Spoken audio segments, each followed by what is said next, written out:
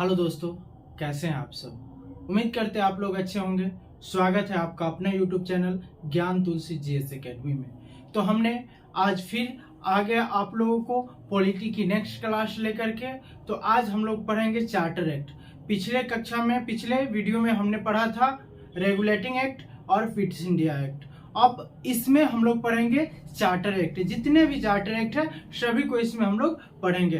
कैसे पढ़ेंगे और किस तरीका से कैसे क्वेश्चन आता है सारा भी अभी आप लोग को मैं बताऊंगा। ठीक है, इससे पहले 2 वीडियो हो चुका है। 2 वीडियो आप लोगों के प्लेलिस्ट में जा करके आप वहां से पॉलिटी फाउंडेशन बैच लिखा हुआ वहां पे आप जा करके वहां से आप देख सकते हैं। ठीक है, चलिए तो आज हम लोग पढ़ेंगे पॉलिटी का नेक्स्ट बैच।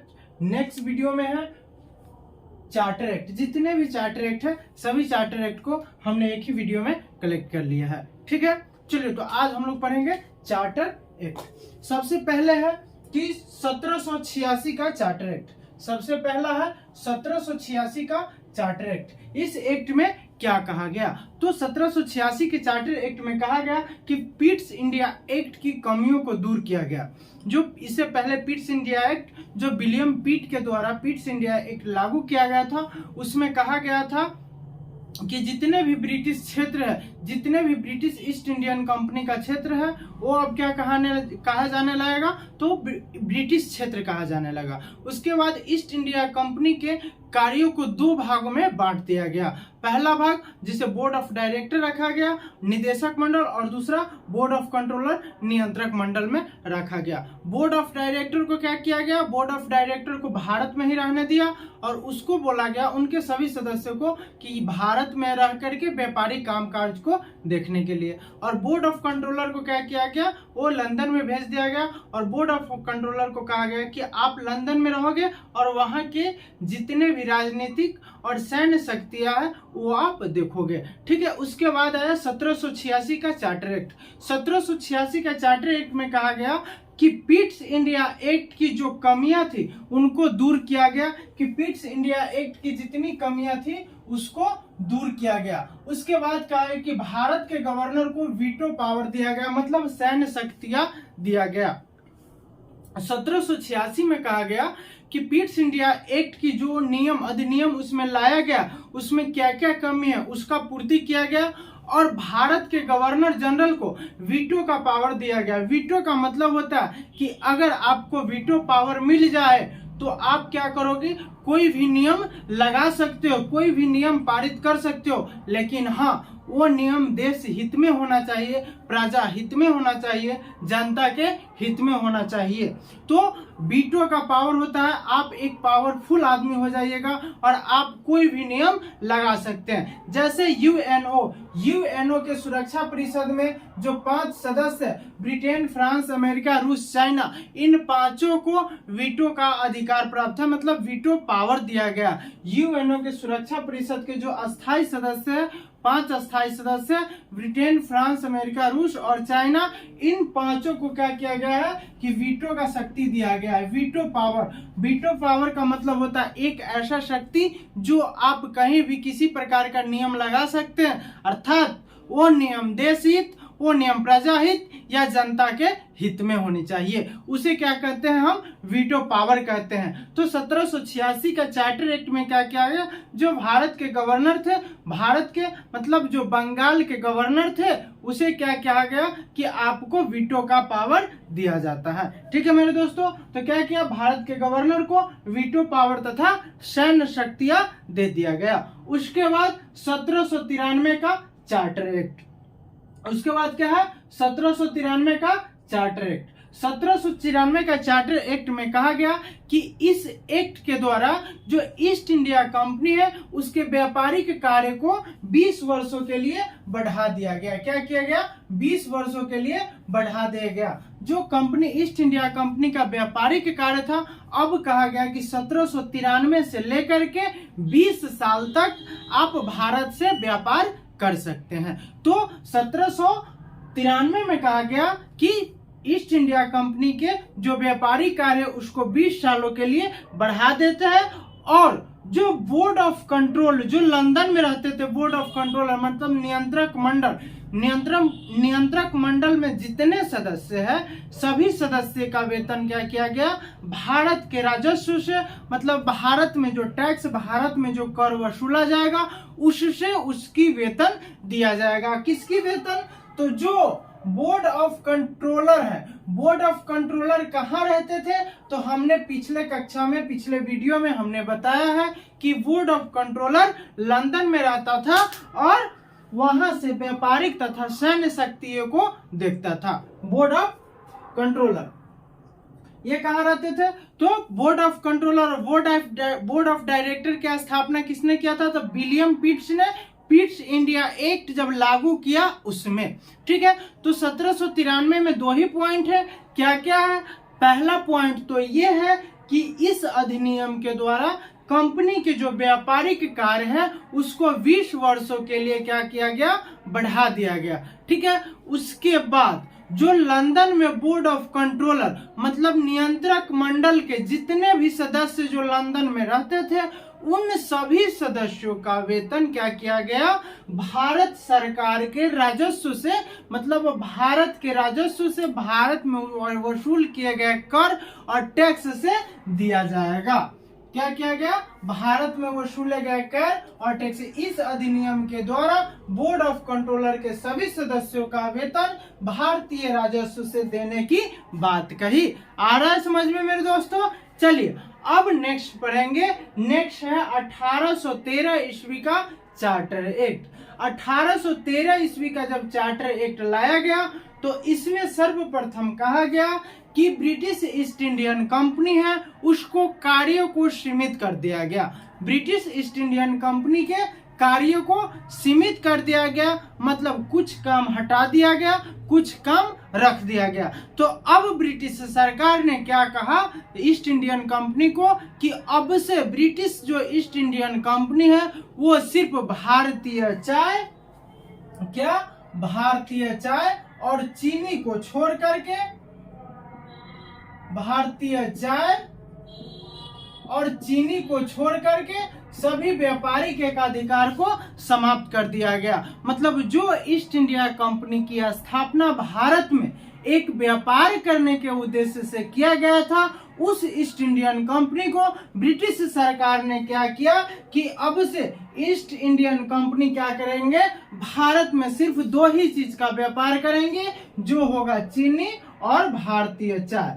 चीनी और क्या होगा, भारतीय चाय। बाकी बात जितने भी व्यापारिक एकाधिकार हो गया, मतलब कपड़ा हो गया, मसाला हो गया, कोई भी उद्योग, सारे को बंद कर दिया गया और कहा गया कि ईस्ट इंडिया कंपनी सिर्फ चीनी और चाय का व्यापार करेगी, बाकी बात किसी भी चीज का व्यापार नहीं करेगी। तो हमने यहाँ पे पॉइंट बना दिया है कि इस अधिनियम के द्वारा पहली बार ईस्ट इंडिया कंपनी के व्यापारिक एकाधिकार को क्या किया गया, सीमित कर दिया गया और अब कंपनी को चीनी एवं भारतीय चाय के व्यापार को छोड़कर शेष सभी व्यापारिक एकाधिकार को छीन लिया गया। मतलब शेष देखिए 31 दिसंबर 1600 ईस्वी को ब्रिटेन की महारानी एलिजाबेथ प्रथम के द्वारा सूरत में पहली फैक्ट्री जो ईस्ट इंडिया कंपनी के नाम से बैठाया गया, ईस्ट इंडिया कंपनी के नाम से, इसे शॉर्ट में EIC आप लिख सकते हैं। तो ईस्ट इंडिया कंपनी के नाम से ये कंपनी बैठाया गया। ये कंपनी एक व्यापार करने के उद्देश्य से बैठाया गया, क्योंकि लंदन में जो लंदन कंपनी की स्थापना हुई थी 1599 मतलब 16वीं शताब्दी के अंतिम वर्षों में, तो वो क्या हुआ था कि उस कंपनी की स्थापना एक व्यापार करने के उद्देश्य से हुआ था। उसी कंपनी को लंदन से भारत में ईस्ट इंडिया कंपनी में परिवर्तित करके 31 दिसंबर 1600 ईस्वी को ब्रिटेन की महारानी एलिजाबेथ प्रथम के द्वारा क्या किया गया था, सूरत में फैक्ट्री खोला गया था। किसके उद्देश्य से, तो व्यापार करने के उद्देश्य से। लेकिन धीरे धीरे क्या हुआ, ब्रिटिश सरकार ने हमारे भारतीय पर कब्जा करने लगा और कब्जा करते करते जब 1813 का चार्टर एक्ट आया तो 1813 का चार्टर एक्ट में कहा गया कि अब जो है ब्रिटिश ईस्ट इंडियन कंपनी सिर्फ चीनी और चाय का व्यापार करेगी, बाकी बात सारे व्यापारिक जो एकाधिकार है वो ब्रिटिश सरकार खुद कर लेगी। आ रहे समझ में मेरे दोस्तों? आगे कैसे क्वेश्चन किस प्रकार से आएंगे सारा मैं आप लोगों को बताऊंगा। आगे इस अधिनियम के द्वारा भारतीयों के शिक्षा के लिए प्रत्येक वर्ष 1 लाख रुपया खर्च करने का प्रावधान किया गया। अब कहा गया कि जितने भी भारतीय लोग हैं अगर वो पढ़ना चाहते हैं तो भारतीयों के शिक्षा के लिए ब्रिटिश सरकार क्या करेगी, 1 लाख रुपया प्रति वर्ष खर्च करेगी। तो 1813 ईस्वी के चार्टर एक्ट में क्या कहा गया कि जितने भी भारतीय हैं जो पढ़ना चाहते हैं उनके पढ़ाई के ऊपर 1 लाख रुपया प्रति वर्ष, मतलब 1 वर्ष में 1 लाख रुपया खर्च करेगी ब्रिटिश सरकार। आगे कहा गया कि 1813 से पहले ईसाई धर्म भारत में नहीं था। 1813 से पहले भारत में ईसाई धर्म नहीं थी। 1813 का जो चार्टर एक्ट आया उसमें क्या कहा गया कि ईसाई मशीनरियों मतलब होता है ईसाई समुदाय के लोग, जो ईसाई धर्म को मानने वाले लोग। तो ईसाई मशीनरियों को क्या कहा गया कि अब से जितने भी ईसाई लोग हैं वो क्या करेंगे, अगर वो चाहते हैं तो भारत में धर्म प्रचार कर सकते हैं, मतलब वो अपना धर्म को प्रचार प्रसार कर सकते हैं। अगर उनके धर्म में अगर कोई व्यक्ति मिलना चाहता है तो मिल सकता है। तो 1813 से पहले हमारे भारत में ईसाई धर्म नहीं थी। 1813 के बाद जब भारत में ईसाई धर्म को धर्म प्रचार की इजाजत दिया गया तब हमारे देश में ईसाई धर्म आए। तो 1813 से पहले भारत में ईसाई धर्म आने की अनुमति नहीं थी, परंतु इस अधिनियम के द्वारा ईसाइयों को भारत में धर्म प्रचार के लिए छूट दे दिया गया। आ रहा है मेरी बातों को समझ में मेरे दोस्तों? चलिए किस प्रकार से यहाँ पे आया। अब आगे हम लोग पढ़ेंगे 1833 का चार्टर एक्ट। अब देखिए चार्टर एक्ट 1793 में क्या कहा गया कि अब से ईस्ट इंडिया कंपनी के जो व्यापारिक कार्य है उसको 20 वर्षों के लिए बढ़ा दिया जाएगा। तो 1793 और 20 कितना हो जाएगा, 1813 हुआ। 1813 और 20 जोड़ दो, 1833 आ गया, और 1833 और 20 जोड़ दोगे तो कितना हो जाएगा, 1853 हो जाएगा मेरे दोस्तों। अब देखो मतलब कहा गया कि प्रत्येक 20 साल पे अगर चाहे तो वो आगे बढ़ा सकता है। तो चार्टर एक्ट को 20-20 करके बढ़ाया जाता था। तो जब भी आप चार्टर एक्ट पढ़ोगे तो पहले 1786 का चार्टर एक्ट आएगा, उसके बाद 1793 का चार्टर एक्ट, उसके बाद आप 3 बार 20-20 करके गिन दोगे तो आपका सारा चार्टर एक्ट उसी में खत्म हो जाएगा। जैसे मान लीजिए 1793 का चार्टर एक्ट, उसमें 20 साल जोड़ दो, एक बार 20 वर्ष जोड़ा तो कितना हुआ, 1813। अब दूसरी बार जोड़ो तो 1833, अब तीसरी बार जोड़ो तो 1853। अगर 3 बार 20-20 करके जोड़ोगे तो आपका चार्टर एक्ट खत्म हो जाएगा। मतलब charter act 1786, charter act 1793, charter act 1813, charter act 1853, sorry charter act 1833 और चार्टर एक्ट 1853। चार्टर एक्ट को आप लोग राजलेख भी कह सकते हैं, राजलेख अधिनियम, राजलेख अधिनियम। चार्टर को कभी कभी राजलेख अधिनियम के नाम से भी जानते हैं, तो आप लोग राजलेख अधिनियम भी कह सकते हैं चार्टर एक्ट को। ठीक है, तो अब हम लोग चलेंगे 1833 का चार्टर एक्ट। 1833 के चार्टर एक्ट में कहा गया कि अब जो ईस्ट इंडिया कंपनी भारत में व्यापार करने के उद्देश्य से था, अब वो भारत में क्या करेगा, व्यापार नहीं करेगा। अब क्या किया गया कि ईस्ट इंडियन कंपनी के जितने व्यापारिक कार्य थे वो सारा छीन लिया गया। 1813 में ही छीन लिया गया। 1813 में मात्र 2 ही व्यापार करने दिया, चीनी और चाय को। लेकिन 1833 का जब अधिनियम लाया गया तो ईस्ट इंडिया कंपनी से चीनी और चाय का व्यापार भी छीन लिया गया। अब ब्रिटिश सरकार ने कि ईस्ट इंडिया कंपनी अब व्यापार नहीं करेगी भारत में, अब सिर्फ ईस्ट इंडिया कंपनी भारत में शासन करेगी। 1833 में ब्रिटिश क्राउन मतलब ब्रिटिश राजा ने कहा कि जो ईस्ट इंडिया कंपनी भारत में व्यापार कर रही है वो कहाँ की कंपनी था, ब्रिटेन का ही कंपनी था, वो ब्रिटिश सरकार के अधीन था। तो कहा गया, ब्रिटिश सरकार ने कहा कि ईस्ट इंडिया कंपनी अब से 1833 में अब से भारत में व्यापार नहीं करेगा। ईस्ट इंडिया कंपनी अब ईस्ट इंडिया कंपनी क्या करेगा, सिर्फ भारत पर शासन करेगा। ईस्ट इंडिया कंपनी क्या करेगा, सिर्फ भारत पर शासन करेगा।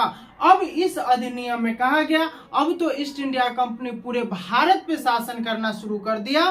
तब कहा गया कि अब बंगाल का गवर्नर जनरल बंगाल का नहीं पूरे भारत का गवर्नर जनरल रहेगा। जब 1833 में ईस्ट इंडिया कंपनी से सभी व्यापारिक एकाधिकार ब्रिटिश सरकार ने छीन लिया, तब कहा गया कि अब से ईस्ट इंडिया कंपनी भारत पे शासन करेगा। लेकिन पहले ईस्ट इंडिया कंपनी भारत पे शासन करती थी तो बंगाल का गवर्नर होता था, बंगाल के गवर्नर जनरल होता था। लेकिन 1833 में कहा गया कि अब बंगाल का गवर्नर जनरल नहीं बल्कि पूरा भारत का गवर्नर जनरल बना दिया जाएगा। तो हमने यहाँ पे लिखा है इस एक्ट के द्वारा कंपनी के सभी व्यापारिक एकाधिकार को समाप्त कर दिया गया और इस अधिनियम के द्वारा बंगाल के गवर्नर जनरल को भारत के गवर्नर जनरल बना दिया गया। जो भारत के प्रथम गवर्नर जनरल कौन हो गया, लॉर्ड विलियम बेंटिक। भारत के प्रथम गवर्नर जनरल कौन हो गए, लॉर्ड विलियम बेंटिक। अब कंपनी का कार्य ब्रिटिश सरकार की ओर से मात्र भारत पर शासन करना ही रह गया। इस अधिनियम के द्वारा कंपनी की सेवाओं में भारतीय लोगों को भी नियुक्त होने का अवसर प्रदान किया गया। अब देखिए, अगर पूछे कि ईस्ट इंडिया कंपनी के पहले गवर्नर कौन थे, तो ईस्ट इंडिया कंपनी के पहले गवर्नर लॉर्ड क्लाइव थे। और बंगाल के पहले गवर्नर कौन थे, तो बंगाल के पहले गवर्नर वारेन हेस्टिंग्स थे। अगर पूछा जाए कि भारत के पहले गवर्नर जनरल कौन थे, तो भारत के पहले governor general Lord William Bentinck थे। आ रहा है मेरे समझ में मेरे दोस्तों। अब इस अधिनियम में 1833 के अधिनियम में ही कहा गया कि अब से ईस्ट इंडिया कंपनी में अगर भारतीय लोग भी आना चाहते हैं तो ईस्ट इंडिया कंपनी में उनका स्वागत है। तो 1833 ईस्वी से क्या किया गया कि ईस्ट इंडिया कंपनी में भारतीय लोगों को भी शामिल करना शुरू कर दिया गया। ठीक है। अब आया 1853 का चार्टर एक्ट। ये 20 साल इसमें ऐड करो भाई, 1853 का चार्टर एक्ट। अब ये चार्टर एक्ट जो था ये अंतिम चार्टर एक्ट था, ये अंतिम चार्टर एक्ट था। अंतिम चार्टर एक्ट कौन था, 1853 का चार्टर एक्ट। इस एक्ट के मतलब इस अधिनियम के द्वारा कंपनी के कर्मचारियों के लिए खुली प्रतियोगिता परीक्षा का आयोजन किया गया। 1853 ईस्वी में कहा गया ये ब्रिटिश सरकार की अंतिम चार्टर एक्ट, अंतिम राजलेख एक्ट था। इस एक्ट में कहा गया कि कंपनी के कर्मचारियों के लिए पहले ईस्ट इंडिया कंपनी में जितने भी कर्मचारी आते थे उन सभी कर्मचारियों को ऐसी ही भर्ती कर लिया जाता था। लेकिन दिन प्रतिदिन उसमें आने के लिए लोगों को इच्छा हो गई, अंदर से आत्मा जगा कि नहीं उसमें हम काम करेंगे, क्योंकि ईस्ट इंडिया कंपनी के जितने भी कर्मचारी थे उसमें जितने भी सदस्य थे अब उनको वेतन मिलना प्रारंभ हो गया। तो ज्यादा से ज्यादा लोग चाहते थे कि हम ईस्ट इंडिया कंपनी में उनका सदस्य बन जाए। तो 1853 ईस्वी में क्या कहा गया कि एक नियम लागू किया गया कि जैसे ही ईस्ट इंडिया कंपनी में अगर कोई सदस्य जुड़ना चाहता है तो उनको प्रतियोगिता परीक्षा मतलब एक कंपटीशन का एग्जाम दे करके आना होगा। पहले क्या होता था दोस्तों, जब हम लोग का जन्म नहीं था तो पहले क्या होता था कि अगर फौजी में किसी को जाना है तो लंबाई चौड़ाई हो गया, बहुत साल पहले 25-30 साल पहले 50 साल पहले लंबाई चौड़ाई है, रनिंग थोड़ा बहुत ठीक है, तो हाँ चलो भर्ती हो जाते हैं। लेकिन धीरे धीरे क्या हुआ, फौजी में लोगों की संख्या बढ़ना चालू हो गया, लोगों में जागरूक तो होने लगे, लोग जागरूक हो गए कि नहीं हमको फौजी का नौकरी भी करने लगा। धीरे धीरे बहुत सारे बच्चे उसमें जाने लगे, तो क्या हो गया, उसमें कंपटीशन हो गया। तो जस्ट लाइक वही ईस्ट इंडिया कंपनी में धीरे धीरे बहुत सारे लोग उससे जुड़ने लगे। तब एक नियम ब्रिटिश सरकार के द्वारा 1853 में लाया गया और कहा गया कि अब से ईस्ट इंडिया कंपनी में जो भी सदस्य सदस्यता ग्रहण करेंगे उसको एक प्रतियोगिता परीक्षा मतलब एक कंपटीशन का एग्जाम दे करके इसमें आना पड़ेगा। तो क्या किया, 1853 के चार्टर एक्ट में कंपनी के कर्मचारियों के लिए खुली प्रतियोगिता परीक्षा का आयोजन कर दिया गया कि अब से जो भी व्यक्ति ईस्ट इंडिया कंपनी में आएंगे कंपटीशन का एग्जाम पास करके ही आएंगे। उसके बाद इस अधिनियम के तहत विधान परिषद की स्थापना एवं गठन की चर्चा की गई। 1853 के अधिनियम में ही कहा गया कि अब भारत में एक विधान परिषद का गठन किया जाए। इसकी चर्चा की गई थी लेकिन इसका गठन 1853 में नहीं हुआ था। मतलब इसकी बात रखी गई थी संसद में, ब्रिटिश संसद में, कि भारत में विधान परिषद का गठन किया जाए, लेकिन इसका गठन 1853 में नहीं हुआ था। सिर्फ चर्चा हुई थी कि विधान परिषद का गठन किया जाए। ठीक है, यहां तक हमने सारी बात बता दी। अब यहां से हम बताते हैं कि किस प्रकार से कैसे एग्जाम में क्वेश्चन आता है। तो सबसे पहले हम लोग पढ़ेंगे 1786 का चार्टर एक्ट। 1786 का चार्टर एक्ट से एक प्रश्न आता है जो भारत के गवर्नर को आपके एग्जाम में ऐसे प्रश्न आएंगे कि निम्नलिखित में से किस अधिनियम के द्वारा भारत के गवर्नर जनरल को वीटो पावर दिया गया या वीटो की शक्ति प्रदान किया गया। तो हम लोग क्या मारेंगे, 1786 का चार्टर एक्ट। एक बार फिर क्वेश्चन समझिएगा कि निम्नलिखित में से किस अधिनियम के द्वारा भारत के गवर्नर जनरल को वीटो पावर या वीटो शक्तियां दी गई। तो किस अधिनियम के द्वारा, तो 1786 की चार्टर एक्ट के द्वारा। आगे है 1793 का चार्टर एक्ट। 1793 का चार्टर एक्ट से क्वेश्चन कैसे आएंगे कि ईस्ट इंडिया कंपनी के कार्यों को ईस्ट इंडिया कंपनी के व्यापारिक कार्यों को 20 वर्षों के लिए निम्नलिखित में से किस अधिनियम के द्वारा बढ़ाया गया।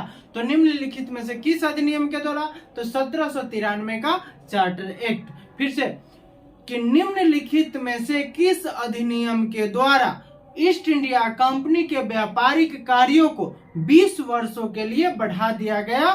तो 1793 का चार्टर एक्ट। दूसरा क्वेश्चन, निम्नलिखित में से किस अधिनियम के द्वारा बोर्ड ऑफ कंट्रोलर के सभी सदस्यों का वेतन भारतीय राजस्व से देने की बात कही। तो किस अधिनियम के द्वारा, तो 1793 का चार्टर एक्ट। नेक्स्ट क्वेश्चन आपके एग्जाम में आएंगे 1813 ईस्वी की किस अधिनियम के तहत, निम्नलिखित में से किस अधिनियम के तहत ईस्ट इंडिया कंपनी के चीनी एवं चाय के व्यापारिक एकाधिकार को छोड़कर सभी व्यापारिक एकाधिकार को समाप्त कर दिया गया। तो 1813 का चार्टर एक्ट। नेक्स्ट क्वेश्चन, निम्नलिखित में से किस अधिनियम के द्वारा भारतीयों के शिक्षा के लिए प्रति वर्ष 1 लाख रुपया खर्च करने का प्रावधान ब्रिटिश सरकार द्वारा किया गया। तो 1813 का चार्टर एक्ट। आ रहा है मेरी बातों को समझ में, ये रही।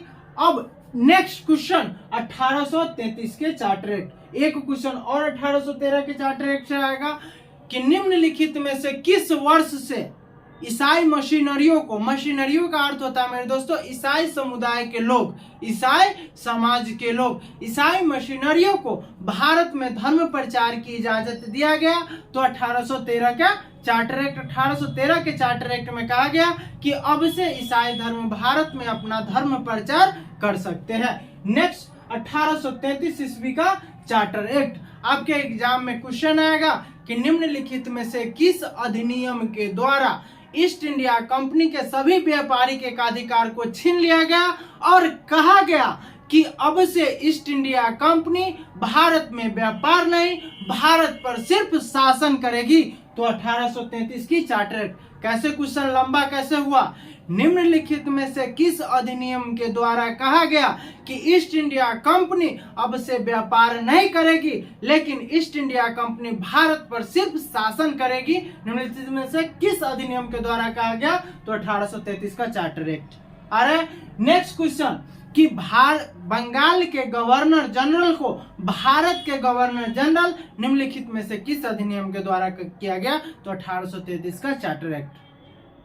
आगे क्वेश्चन कि किस अधिनियम, निम्नलिखित में से किस अधिनियम के द्वारा ईस्ट इंडिया कंपनी में भारतीय लोगों को भी शामिल करना शुरू कर दिया? चाहे किस अधिनियम से, निम्नलिखित में से किस अधिनियम से ईस्ट इंडिया कंपनी में भारतीय लोगों को शामिल करना शुरू कर दिया? तो 1833 का चार्टर एक्ट। अब आते हैं 1853 का चार्टर एक्ट। निम्नलिखित में से कौन सा एक्ट है जो ब्रिटिश सरकार का अंतिम चार्टर एक्ट था? तो कौन सा? तो 1853 का चार्टर एक्ट। दूसरी, ईस्ट इंडिया कंपनी में कर्मचारियों के भर्ती के लिए खुली प्रतियोगिता परीक्षा का आयोजन कब किया गया? तो 1853 का चार्टर एक्ट। अब कहेगा कि किस अधिनियम के तहत विधान परिषद का गठन का चर्चा किया गया? तो 1853 का चार्टर एक्ट। लेकिन विधान परिषद का स्थापना किस अधिनियम के द्वारा हुआ वो मैं आपको आगे पढ़ाऊंगा। फिलहाल इस वीडियो में इतना ही। हाँ, अगर आपको मैं सारा बता दिया हूँ, किस उम्मीद करता हूँ आपको समझ में आ गया होगा, तो आप क्या कीजिए, यहाँ से स्क्रीनशॉट ले लीजिए और स्क्रीनशॉट लेने के बाद मैं कल के क्लास में भी बताया था कि एक कॉपी लीजिए, उस पर नोटबुक तैयार कीजिए और हाँ, आपकी कॉपी जो होना चाहिए सादी पेज वाला कॉपी होना चाहिए, बिल्कुल प्लेन। जैसे ये बोर्ड है, लाइनिंग वाला कॉपी नहीं चाहिए, क्योंकि अगर आप बीपीएससी की तैयारी करते हैं तो अगर इस पे लिखते हैं तो आपका मेंस की तैयारी भी इसी से हो जाता है, क्योंकि आपका फेयर होना चाहिए, सिर्फ सादी वाली कॉपी पे होना चाहिए। तो एक सादा कॉपी लीजिए और उस पे आप अपना नोटबुक तैयार कीजिए। और अगर आप अगर सीतामढ़ी बिहार से हो तो मेरी क्लास रेलवे गुमती के पास चलती है, आप वहां पर आकर के ऑफलाइन क्लास ज्वाइन कर सकते हैं। ज्ञान तुलसी जीएस एकेडमी के नाम से पहला ब्रांच है हजारीनाथ मंदिर के बगल में और दूसरा है रेलवे गुमती पानी टंकी के पास। तो आप ऑफलाइन भी क्लास ज्वाइन कर सकते हैं, लेकिन अगर आप ऑफलाइन नहीं संभव है तो आप ऑनलाइन भी कंटिन्यू पढ़ाई कीजिए। रोज आपको एक वीडियो मिलेगा और एक सब्जेक्ट खत्म होगा तो फिर दूसरा सब्जेक्ट स्टार्ट होगा। उम्मीद करते हैं आपको बहुत अच्छे से समझ में आ गया होगा। कौन सा प्रश्न किस प्रकार से आता है सारा मैंने बता दिया। अगर आपको वीडियो अच्छा लगा हो तो एक लाइक जरूर कीजिए और चैनल को सब्सक्राइब कीजिए, अपने दोस्तों को भी शेयर कीजिए और सब लोग मिलकर के पढ़ाई कीजिए और आगे बढ़िए। जल्दी नौकरी कीजिए, मेरी यही शुभकामनाएं। तब तक के लिए धन्यवाद।